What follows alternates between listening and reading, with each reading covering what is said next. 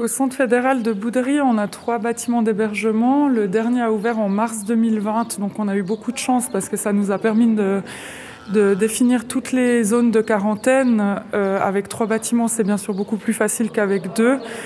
Dans un des bâtiments, on a toutes les zones de quarantaine, cas contact, pays à risque, cas suspect, cas positif.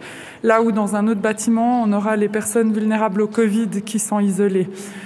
Ici, on se trouve dans le bâtiment d'émergement principal, dans lequel aucune zone de quarantaine particulière existe, mais dans lequel on a aussi dû mettre en place toutes les mesures de distanciation et d'hygiène au quotidien, avec également une information en continu aux requérants d'asile.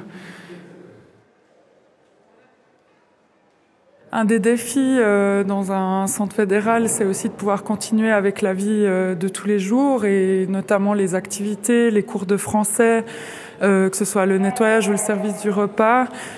Finalement, il fallait s'assurer de pouvoir continuer avec cette offre-là, tout en respectant les différentes mesures, notamment la distance, le port du masque, certaines interdictions de rassemblement, étant donné qu'on a aussi des activités à l'extérieur.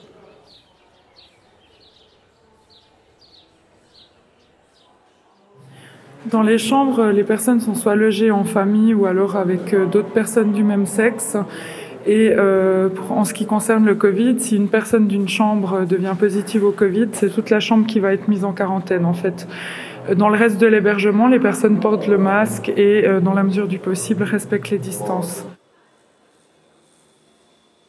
Dans la zone de quarantaine, on a un espace qui est dédié aux cas suspects, les personnes qui ont fait un test et qui sont en attente de résultats.